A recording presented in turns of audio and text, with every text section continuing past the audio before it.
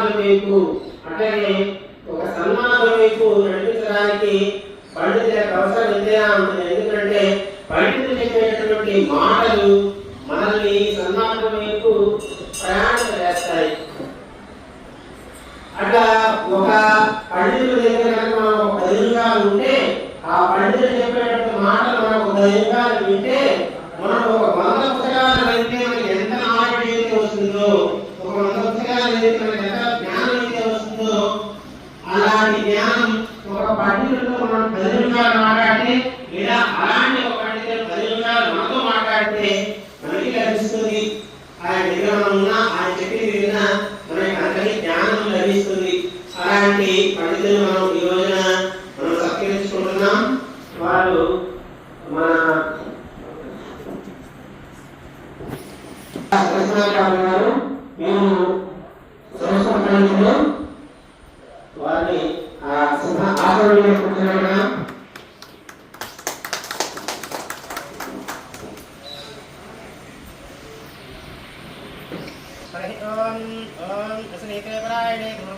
పుష్పుణి సముద్రగ్రహాయివే వారిని ఒక 4 మంచి మాటలు చెప్పుకొని మనం వేడుకుందాం.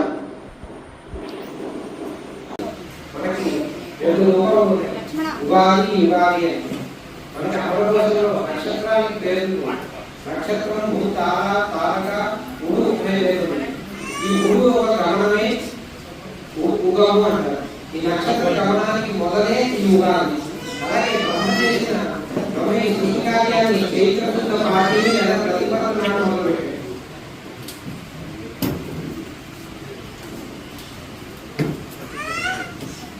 చైత్రశుద్ధ పాటిని లేదా చైత్రశుద్ధ ప్రతిపద నాడు ఈ యొక్క సృష్టి కార్యాన్ని మొదలుపెట్టారు.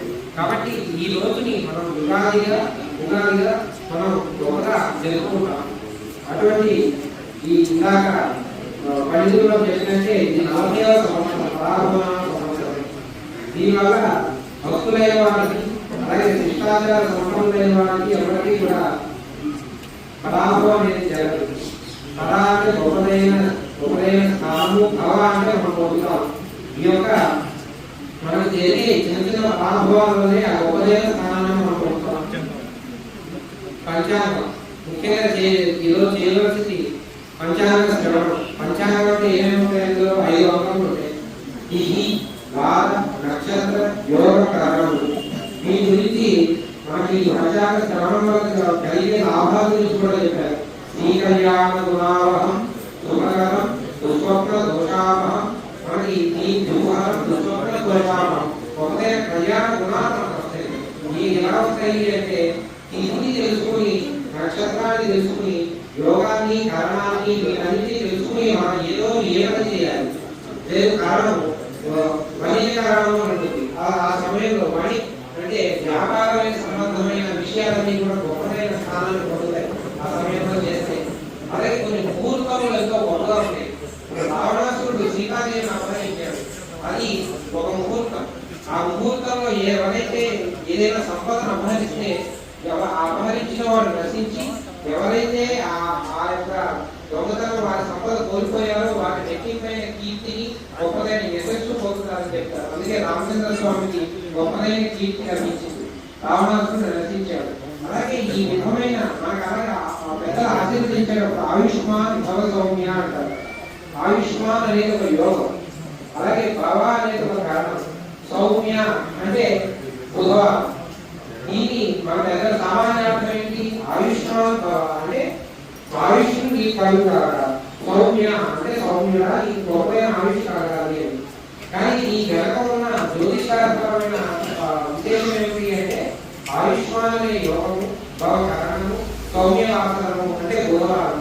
ఈ 3 కలిసి ఎంతో గొప్పైన స్థానం అన్నమాట. దీన్ని నువ్వు పదే పొందుతావు అని చెప్పి మన పెద్దలు ఆశీర్వదించారు. అలాగే ఈ పంచాంగ శ్రవణము ఈరోజు ఈ ప్రతి సంవత్సరం కూడా గురువు ఒక రాశిలో ఒక సంవత్సరం ఉంటాడు. అలాగే రాహుకేతువులు 300 సంవత్సరాలు ఉంటాయి. ఈ యొక్క శని 200 సంవత్సరాలు ఒక గదిలో ఉంటాడు. అటువంటి ఈ నవగ్రహాలు ఈ యొక్క ఉగాది నాటికి మనం ఈ సంవత్సరం మొత్తం ఎక్కడెక్కడ ఉంటాయి, దాని వలన ఆయా రాసుల వారికి, ఈ 12 రాసుల వారికి ఏ విధంగా వాటి ఫలితాలు ఉన్నాయని తెలుసుకోవడమే ఈ పంచాంగ శ్రవణం. అలాగే మన ఆదాయ వ్యయాలు, గాలి పూజ అవమానాలు, వీటికి కూడా జ్యోతిశాస్త్రంలో ఒకటే వివరాలు బోధించారు. కాబట్టి పంచాంగ శ్రవణం అనేది ఉగాది నాడు ప్రతి ఒక్కరూ చేయాలి అని భావిస్తూ దేశిస్తున్నారండి. చాలామంది నాది కుంభరాశి, నాది మిథున రాశి, నా జాతకం ఎట్లా ఉంటుంది అనేటువంటి భావనతో మనందరం ఉంటాం. ఎక్కడికి వెళ్ళినా కూడా ఏ పండితుల దగ్గరికి వెళ్ళినా మన జాతకం చూసుకుంటే అయ్యా నువ్వు ఆదివారం గోధుమ దానం చేయి కిలోబాబు, సోమవారం బియ్యం దానం చేయి, మంగళవారం కందులు దానం చేయి, బుధవారం పెసలు దానం చేయి, శుక్రవారం బొబ్బలు దానం చేయి, అలాగే శనివారం నువ్వులు దానం చేయి, అలాగే ఆదివారం గోధుమలు దానం చేయి అంటుంటాడు. అంటే కొత్తగా మనం ఏ పండుగల దగ్గరికి వెళ్ళి వేలాది రూపాయలు ఖర్చు పెట్టుకోవాల్సినటువంటి అవసరం లేదు. మనకి తినేటువంటి ఈ బియ్యం కన్నా ఈ అపరాలన్నీ చాలా బలాన్ని ఇస్తాయి. పేదలకి కావలసినటువంటి వారికి ఈ విలువలు వీటితో చేసినటువంటి పదార్థాలన్నీ మనం దానం చేయడం అనేటువంటిది నేర్చుకుంటే చాలు. ఎక్కడైనా ప్రశ్నపత్రం తప్పుగా వచ్చిందనుకోండి, ఎవరు ఎగిరిపోతారు? తక్కువగా చదువుకున్నటువంటి వాళ్ళందరూ కూడా ఎగిరిపోతారు. అదేవిధంగా రాశి ఫలాలు బాగా తప్పుగా ఉంటే ఎగిరిపోయేటటువంటి వాళ్ళు ఎవరు అంటే, పరాభవింపబడేటటువంటి వాళ్ళు ఎవరు అంటే భగవద్భక్తులు కానటువంటి వారు మాత్రమే. అందుకని భగవద్భక్తిని మనం అలవరుచుకొని అందినంత దానం చేయొచ్చు, అందినంత భగవద్ నామాన్ని కీర్తించు, అదేవిధంగా భగవద్ నామాన్ని కీర్తన చేసేటటువంటి ఈలాంటి వేదికలను ఏర్పాటు చేయొచ్చు. నలుగురిని పోగేసుకుంటూ నువ్వు ఒక్కడే కాకుండా నలుగురితో కలిసి భగవద్నామ ప్రకీర్తన చేయడం, నలుగురితో కలిసి భగవంతుడిని దర్శించడం, ఆచార్యులను సేవించడం, అదేవిధంగా భగవద్నామాలను కీర్తించేటటువంటి గ్రంథాలన్నింటినీ కూడా నలుగురు చేతుల్లో ఉండేటట్టుగా చేయడం. ఈ రాశి ఫలానికి వ్యతిరేకంగా ఎవరైతే ఉన్నారో, ఏ కుంభరాశో, ఏ మేఘరాశో, ఏ మిథున రాశో, వీళ్ళెవ్వరూ బాధపడక్కర్లేదు. ఎక్కడైతే పంచాంగాన్ని శ్రవణం చేయడం వల్ల కలిగేటటువంటి ఫలితాలు వీళ్ళందరూ ఉన్నారు.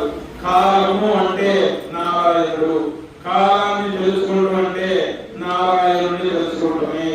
కాలాన్ని తెలుసుకోవడం అంటే ఏంటి? ఈ రోజు ఆదివారము, 1వ తారీఖు, అదేదో ఇంగ్లీష్ నెలలో కాదు. ఎక్కడైనా సరే ఇంగ్లీష్ బట్టి మనం పెళ్లి చేసుకోండి. ఎవరు చేసుకున్నా కూడా నా దగ్గరకు వస్తే మంచి లగ్నం పెట్టండి అంటున్నారు. లగ్నం పెట్టండి అంటే మంచి ముహూర్తం అండి.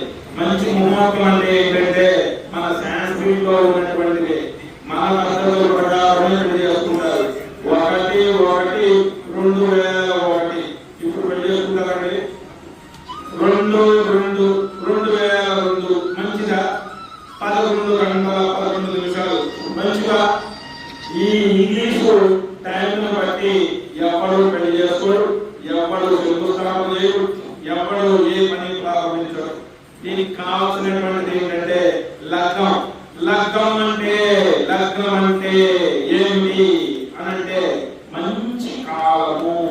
మంచి కాలాన్ని తెలుసుకుంటామే నారాయణుడు తెలుసుకుంటాం. ఒకరోజు మాకు ఆదివారం కూడా పని పెడతానండి, నేను పనిలో వేస్తాను. ఆ రోజు పక్క రోజు సోమవారం వస్తే దానికి సోమవారం అనే సంగతి కూడా మాకు గుర్తు రాదు. ఎందుకంటే సోమవారం ఒక రకంగా ఉంది, ఆదివారం ఒక రకంగా ఉంది. ఆ సందర్భంలో నాకు ఆ ఒక్కరోజు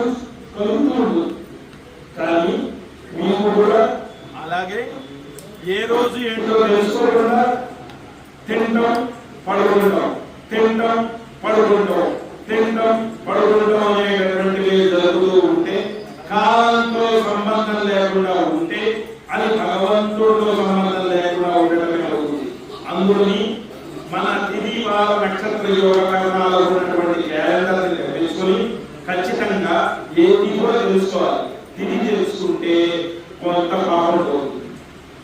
అదేవిధంగా కరణం ఏంటో తెలుసుకుంటే, యోగం ఏంటో తెలుసుకుంటే మనకి అదృష్ట యోగం పడుతుంది.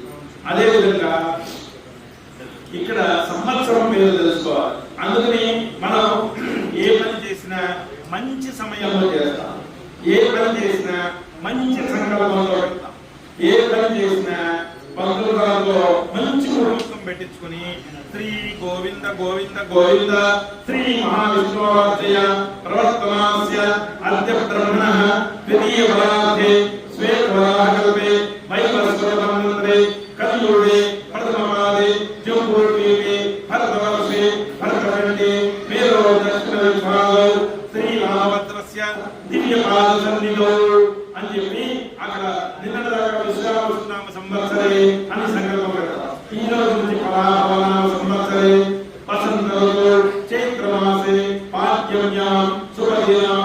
ఈ విధంగా మనం తిథివార నక్షత్రాలతో కూడినటువంటి సంకల్పాన్ని తెలుసుకొని చెప్పడమే కాలాన్ని తెలుసుకుంట, కాలాన్ని ఆరాధించుట. ఈ రోజు తారీఖు ఇంత ఉన్నది, నారాయణ నువ్వు కాలస్వరూపంగా ఉన్నటువంటి నారాయణ, నిన్ను నేను తెలుసుకుంటున్నాను అని కాలాన్ని తెలుసుకోవాలి. కాలాన్ని ఖచ్చితంగా తెలుసుకోవాలి. అది నారాయణుణ్ణి తెలుసుకున్నట్టుగా భావించాలి. నారాయణుణ్ణి తెలుసుకుంటే ఆ నారాయణుణ్ణి పూజ చేసినట్టే. పూజ అంటే కేవలము పుష్పాలతో అర్చించడమే కాదు, ఈ విధంగా కాలాన్ని కూడా మనం అర్చించవచ్చు అని మనం తెలుసుకోండి. ఈ విధమైనటువంటి కాలస్వరూప నారాయణుని తెలుసుకుని మనందరము కూడా తిథివార నక్షత్ర యోగ కరణాలతో ప్రతిరోజు కూడా ఒక్కసారి గమనిస్తే ఆ పంచాంగాన్ని దేవుడి దగ్గర పెట్టుకుని పూజ చేస్తే ఆ కాలస్వరూప నారాయణుడి యొక్క అనుగ్రహం కలుగుతుంది. మంచి కాలం అనేటువంటిది వస్తుంది. ఏంటో కాలం కలిసి రావట్లేదు అంటుంటాం. కాలం అంటే ఆ కాలమే యముడు, ఆ కాలమే నారాయణుడు. మంచి కాలం కాకపోతే యముడు అనుకుంటాం, మంచి కాలం వచ్చిందంటే నారాయణుడు అనుకుంటాం. ఏదైనా కాలాన్ని మనం తెలుసుకోవాలి. అందుకని ఏమైతే తినేసేసి హాయిగా భూములు పడుకుందాము అనుకునేటటువంటి వారిని రాక్షస బుద్ధిగా చెబుతారు. సూర్యోదయం అయిన తర్వాత వెళ్ళడం, సూర్యోదయం అయిన తర్వాత స్నానం చేయడం, ఇవన్నీ రాక్షసుల యొక్క లక్షణాలు. సూర్యోదయానికి ముందర స్నానం చేయడం, సూర్యోదయానికి నమస్కరించడం, కాలాన్ని తెలుసుకునడం, ఇవన్నీ కూడా భగవద్భక్తుల యొక్క లక్షణాలు. అందువల్ల మనం కాలాన్ని ఆరాధన చేయడం అనేటటువంటిది మనం పూర్వం నుంచి ఎప్పటి నుంచో మనకి వస్తున్నటువంటి లక్షణం. అందుకని ఏ పని చేసినా మనం సంకల్పం చేస్తాం, ఏ పని చేసినా మంచి కాలం కోసం చూస్తాం. రాముడికి కూడా ఈ చైత్ర మాసంలోనే వశిష్ఠుల వారు ముహూర్తం పెట్టారంట పట్టాభిషేకానికి. పట్టాభిషేకానికి ముహూర్తం పెడితే దశరథుడు తహదాలు పట్టాడు. తన కొడుకుని సింహాసనం మీద చూడాలని ఎప్పుడా అని ఎదురు చూశాడు. ఎందుకని మిగతా వాళ్ళు ఎక్కడ అడ్డుపడిపోతారేమో అని. చైత్ర మాసం వచ్చేసింది, మంచి కాలం వచ్చేసింది. పద ఓ మంత్రి ఓ వశిష్ఠ గురువ వచ్చి ముహూర్తం పెట్టు, రేపే ముహూర్తం పెట్టు అన్నాడు. ముహూర్తం పెడడానికి కూడా ఏదో పెళ్లి చేస్తూ నాకు ఇప్పుడే పెళ్ళక్కర్లేదు, ఈ వారంలో చేయించాలంటే ఎలా ఉంటుంది? అప్పుడప్పుడు ఎవరి పెళ్లి. అదే విధంగా దశరథుడు పెద్ద టైం ఇవ్వలేదు, రేపే ముహూర్తం పెట్టేసేయి అని వశిష్ఠుడికి ఆజ్ఞ ఇచ్చాడంట. అక్కడ గురువు గారిని ఆ విధంగా అనడం వల్ల వశిష్ఠుడు ముహూర్తం పెట్టాడు.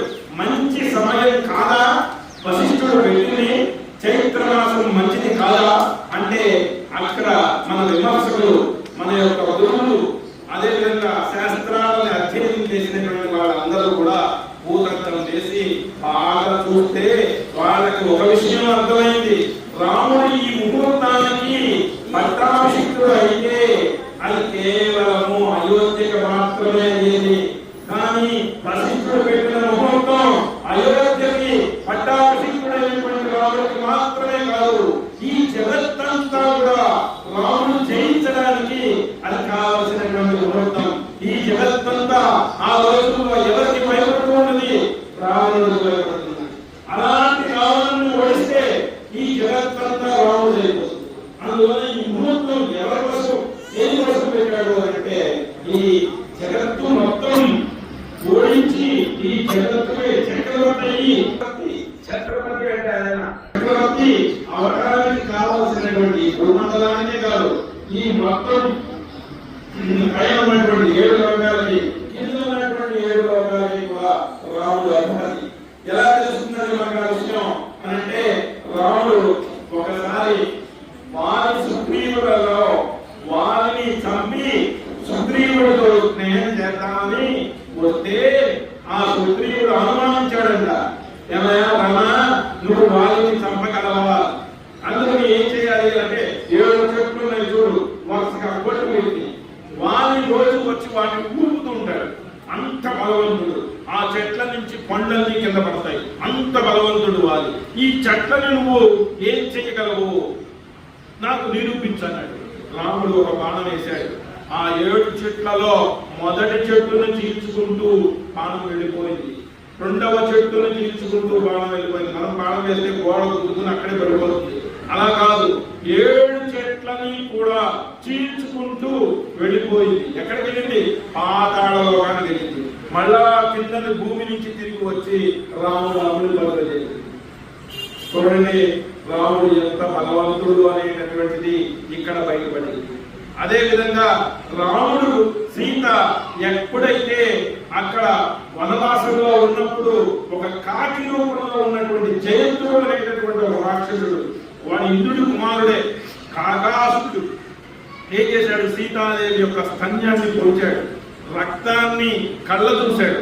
సీతాదేవి యొక్క రక్తాన్ని కళ్ళ చూస్తే రాముడు ఏం చేశాడండి? బ్రహ్మాస్త్రాన్ని సంధించాడు. ఒక గడ్డి పరకను తీసుకుని బ్రహ్మాస్త్రాన్ని సంధించాడు. వాడు వెళ్ళాడు. ఏ లోకాలకు వెళ్ళాడు? వాడు వెళతాం వాళ్ళ డాడీ ఇంద్రుడి దగ్గరికి వెళ్ళాడు. అమ్మో ఇది రామబాణం, నేనేం చేయలేనన్నాడు. అప్పుడు ఏ లోకం ఓడిపోయిందండి? ఇంద్రలోకం ఓడిపోయింది. బ్రహ్మలోకానికి వెళ్ళాడు. బ్రహ్మ కూడా నేనేం చేయలేనన్నాడు. సకల దేవతలందరి దగ్గరికి వెళ్ళారు. ఎవరు ఏం చేయలేమన్నారు. అంటే పైన ఉన్నటువంటి స్వర్గలోకాలన్నీ కూడా రాముడు వశమైపోయింది. వాడు ఏ రాక్షసుడి దగ్గరికి వెళ్ళినా కూడా అమ్మాయి రామబాణం మేమేం చేయలేమని చెప్పారు. అంటే రాముడు పట్టాభిషేకం ఒక్క అయోధ్యకి కాదు, ఇది జరిగినటువంటిది మొత్తం భూమండలానికే కాదు, మొత్తం పైన ఉన్నటువంటి అతల కింద ఉన్నటువంటి లోకాలు, భూలోక స్వర్గలోకాలతో కూడినటువంటి మొత్తం అన్ని లోకాలకి కూడా ఈ రాముడు అధిపతి. అన్ని లోకాలు కూడా రాముడి యొక్క అధీనంలో వచ్చేసినాయి. అంటే సకల భూమండలానికి అధిపతి రాముడు, అన్ని లోకాలకి అధిపతి అయినటువంటి వాడు రాముడే అని నిరూపింపబడినది. ఎక్కడ అంటే ఆ కాకాసుర వృత్తాంతంలో మనం తెలుసుకున్నాము. అందువలన ఈ చైత్రమాసంలో పెట్టబడినటువంటి వశిష్ఠ గురువు చేపట్టబడినటువంటి ముహూర్తం చాలా గొప్పది. అందుకని మనం అన్ని పనులు కూడా ఈ మంచి ముహూర్తంలో చేసుకుంటాం. ఈ ముహూర్తాన్ని మనం ఎందుకు తెలుసుకోవాలి అంటే, ముహూర్తం అంటేనే నారాయణుడు. నారాయణుడు అంటే విగ్రహం పెట్టుకుని, శంఖం చక్రం పెట్టుకుని, కిరీటం పెట్టుకుని, ఏదో బాణం పట్టుకుని ఉండేటటువంటి వాడే కాదు. అన్ని రకాలుగాను ఉంటాడు. కాల రూపంలో కూడా ఉంటాడు. ఈ కాలం మనల్ని కబళించకుండా ఉండడానికి, మనం వెళ్ళేటప్పుడు మనకు అకాల మృత్యువు రాకుండా ఉండడానికి, అదేవిధంగా మన ఆరోగ్యం బాగుండడానికి, మనం నిరంతరం కూడా చైతన్యవంతంగా ఉండటానికి కాలస్వరూపమైనటువంటి నారాయణుణ్ణి నిరంతరం మనం ఏం చేయాలి అంటే ఈ విధమైనటువంటి ఆరాధన చేయాలి. ఆరాధన అంటే పువ్వుల్లో పూజ చేయటమే కాదు, తెలుసుకుంటమే. ఈ రోజు చైత్రమాసము, ఈ రోజు వసంత ఋతువు, ఈ రోజు పాఠ్యమి, ఈ రోజు ఉగాది అని తెలుసుకుంటే చాలు పూజ చేసేసినట్టే. అందువల్ల ప్రియ భగవద్ బంధువులారా, కాలాన్ని తెలుసుకోండి. కాలాన్ని తెలుసుకుని తగు విధంగా ప్రవర్తించండి. మంచి పనులు చేయండి. భగవన్నామాన్ని స్మరించండి. భగవంతుడి మీద భక్తిని పెంచుకోండి. భగవంతుడి మీదకే వదిలేసి అన్నీ కూడా మీరు ఏ పని చేసినా మీరు పరాపరింపబడరు అని సంస్కృతి తెలియజేస్తున్నారు. 10వ అధ్యాయంలో శ్రీనారాయణ చెబుతాడు, గణించే వాటిల్లో లెక్క పెట్టే వాటిల్లో కాలాన్ని ఎందుకు చెప్తాడు 10వ అధ్యాయంలో స్వామి. కాలం అనేది ఒక చక్రం లాంటిదండి. అది సోమ ఆదివారం ఉంది, మరలా ఆదివారం వస్తుంది. తర్వాత పాఠ్యం ఉంటుంది, మరలా పాఠ్యం వస్తుంది. చైత్రమాసం ఉంటుంది, మరలా చైత్రమాసం వస్తుంది. ఇట్లా కాలం అనేది తిరుగుతూ ఉంటుంది, కానీ దానికి ఒక నిర్దిష్టమైనటువంటి సంఖ్య లేదు. సంఖ్య లేనిదే కాలము. ఇప్పుడు మనం ఏం చెప్తారు, ఇప్పుడు 26వ సంవత్సరం 2026 సంవత్సరం అంటారు. 2026 సంవత్సరం మళ్ళీ వస్తుందా? రాదు. అది కాలాన్ని లెక్కించేటటువంటి స్థితి కాదు, లెక్కించలేని స్థానం. అంటే పరమాత్మ యొక్క స్వరూపాన్ని ఎలాగైతే మనం గుర్తించి గమనించి మనం దాన్ని కొలత వేయలేమో, అట్లాగే కాలాన్ని కూడా మనం లెక్క వేయలేము. మరలా వస్తూ ఉంటుంది. అది కలియుగం పోతుంది, మరలా కలియుగం వస్తుంది కదా. అట్లా కాలానికి ఒక నిర్దిష్టమైనటువంటి స్థితి లేదు. అలా నిర్దిష్టమైనటువంటి స్థితిలో కాలాన్ని మనం లెక్కించామంటే మనం ఊర్గుల వలె చెప్పుకోవాలి. అలాంటి విశేషమైనటువంటి ఈ రోజున శ్రీమాన్ సుదర్శనాచార్య గారు చక్కటి సందేశాన్ని మనకు అందించారు. ఈ పరాభవనామ సంవత్సరంలో మనం చేయాల్సిందల్లా నామస్మరణ మాత్రమే అని చెప్పారు. నాపదామపహర్తారం దాతారం సర్వసంపదాం లోకాభిరామం శ్రీరామం భూయో భూయో నమామ్యహం. రామ రామ రామ అంటే మన యొక్క కష్టాలన్నీ తొలగిపోయి మనకి సర్వ సంపదలు ఇస్తాడు శ్రీరామచంద్రమూర్తి. అలాంటి శ్రీరామచంద్రమూర్తి యొక్క నామాన్ని మనం ఈ సంవత్సరం అంతా కూడా, ఈ పరాభవనామ సంవత్సరం అంతా కూడా పఠిస్తూ ఈ నామం ఈ సంవత్సరం వలన మనకి కలగబోయే పరాభవాలన్నింటినీ కూడా మనం తొలగించి వేద్దాం. జై శ్రీరామ్, జై శ్రీమన్నారాయణ. మనం సుదర్శనాచార్య గారిని మాత్రమే పిలిచాము. ఏదో మనం ఏదో ఒక ఐటమ్ కొంటే మనకి గిఫ్ట్ వచ్చినట్లుగా వాళ్ళ పిల్లాడు కూడా మనకి ఇక్కడికి వచ్చి చక్కగా 4 మాటలు చెప్పడం జరిగింది. అంటే మనం ఒక ఐటమ్ కొంటే మనకి ఒక చిన్న గిఫ్ట్ కూడా ఈ రోజుల్లో వచ్చింది. వారిద్దరికి కూడా మన హృదయపూర్వకంగా మన కరతాళ ధ్వనుల ద్వారా వారికి సత్కారం. జై శ్రీరామ్, జై జై శ్రీరామ్. శ్రీరామ్ గారు అతను ఐఐటిలో బీటెక్ ఐఐటిలో చదివారు. మంచి టాలెంటెడ్. అతి చిన్న వయసులో ఇలాంటి ప్రవచనాలు చెప్పడం, ఇలాంటి కార్యక్రమాలు పాల్గొనడం చాలా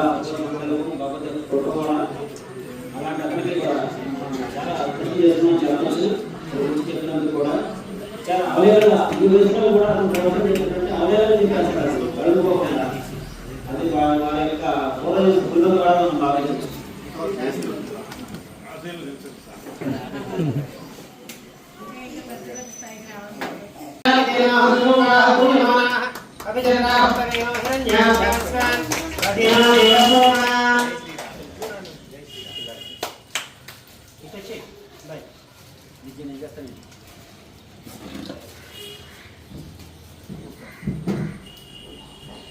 శతమానం భవతి శతాత్ పురుషస్య తేంద్రియ ఆయుష్యేంద్రియ ప్రతిష్టతి.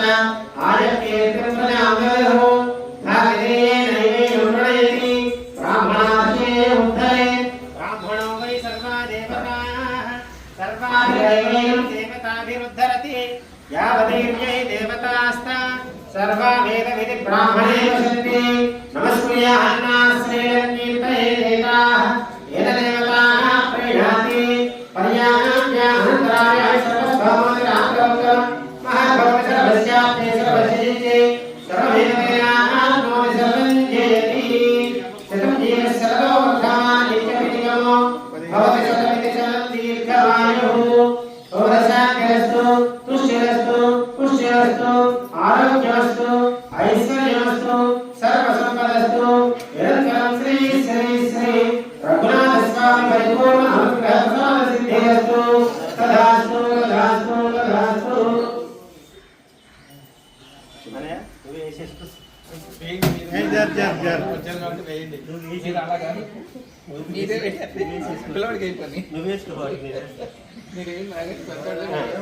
శతమానం భవతి శతాయ పురుషస్య తేంద్రియ ఆయుష్యేంద్రియే ప్రతిష్టతి.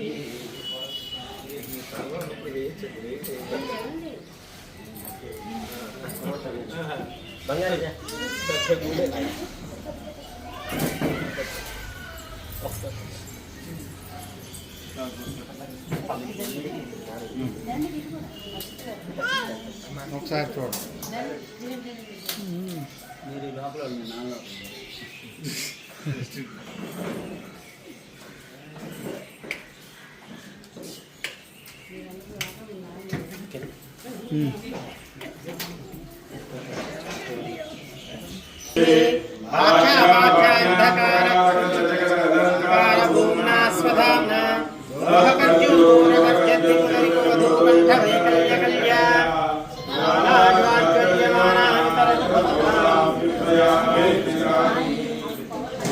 నాకు ఇంత సన్మానం చేసిన ఈ గ్రామానికి, ఈ గ్రామంలో ఉన్నటువంటి ఈ గ్రామస్తులందరికీ, అలా విధంగా ఈ దేవస్థానానికి సంబంధించినటువంటి ఆలయ అధికారి ఈవో గారికి, అలాగే ఈ ప్రపోజల్ చేసినటువంటి అచ్యుత్ గారికి, అలాగే సంతోష్ గారికి, మీ కుటుంబాలకి అందరికీ కూడా ధన్యవాదాలు తెలుపుతూ, మీ అందరికీ కూడా ఈ గ్రామంలో ఉన్నటువంటి ఈ రామ భక్తులందరికీ కూడా ఆయురారోగ్య ఐశ్వర్యాలు కలగాలని, అదేవిధంగా మీ పాడి పంటలన్నీ కూడా అభివృద్ధి చెంది మీరు పిల్లా పాపలతో, అదేవిధంగా ముని మనవళ్లతో కూడా మీరందరూ కూడా ఎంతో అభివృద్ధి చెందుతూ పరాభవింపబడకుండా నిరంతరము కూడా గౌరవింపబడుతూ ఎప్పుడు కూడా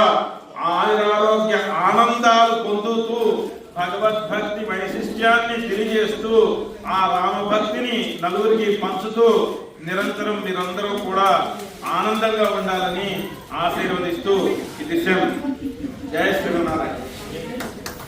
దాసులు వారి యొక్క దాని యొక్క ఫలితాలు మన ఆచరించవలసినటువంటి క్రియలన్నీ కూడా తెలుసుకున్నాం. మనం ప్రతిరోజు కూడా శ్రీమన్నారాయణను, అలాగే శివుణ్ణు, ఇలా రకరకాల దేవతలను ఆరాధిస్తాం. మంగళవారం అంటే ఆంజనేయ స్వామి అంటాం, ఆదివారం అంటే శ్రీరామచంద్రుడు అంటాం, సోమవారం అంటే శివుడు అంటాం, బుధవారం అంటేనేమో గురువులు అంటాం, అదే మన బుద్ధికి సంబంధించినటువంటి వినాయకుడు అలాంటి వాళ్ళు అంటాం, గురువారం వచ్చేసరికి ఏమో గురువులు అంటాం, అంటే రాఘవేంద్ర స్వామి, అట్లాగే వ్యాసుడు ఇలాంటి వాళ్ళు, శుక్రవారం అంటే లక్ష్మీదేవి, శనివారం అంటే వెంకటేశ్వరం అంటాం. ఇలా రకరకాలుగా మనం దేవతల్ని ఆరాధిస్తాం. కానీ బ్రహ్మదేవుని మనం ఎప్పుడూ ఆరాధించాం. మన ఈ పుట్టుకకి కారణం మన యొక్క తలరాతను రాసినటువంటి ఆ బ్రహ్మదేవుని మనం ఏ రోజైనా ఆరాధించాలి అంటే అది కేవలం ఈ ఉగాది రోజు మాత్రమే మనం ఆరాధించాలి.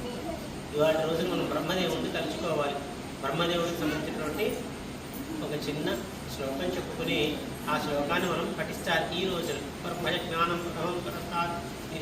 విశీవత స్వరతో ఎర్హావ అంటూ ఈ శ్లోకాన్ని మనం పఠిస్తే బ్రహ్మదేవుడి యొక్క అనుగ్రహం మన మీద ఉంటుంది. బ్రహ్మదేవుడే కదా తలరాతను రాసింది. బ్రహ్మదేవుడిని మనం తలుచుకునే రోజు ఏదైనా ఉంది అంటే అది ఉగాది. చెప్పుకున్నాం యుగ ఆది అంటే ఈ రోజున బ్రహ్మదేవుడు తన సృష్టి ప్రారంభం చేయటం మొదలుపెట్టాడు. అందుకని దీనికి యుగాది పేరు. యుగాది అల్ల ఉగాదిగా నామకరించింది. ఈ రోజున మనం బ్రహ్మదేవుడికి నమస్కారం చేసుకున్నాం. ఈ రోజుల్లో మనం ఆయన గురించి ప్రస్తావన చేయాలి. జై శ్రీరామ్, జై శ్రీమన్నారాయణ. మనకి పంచాంగంలో విషయాలని కూడా తెలియజెప్పిన శ్రీమాన్ అచ్యుత కృష్ణమాచార్య గారికి చిరు సత్కారాన్ని మనం సమర్పించుకున్నాం.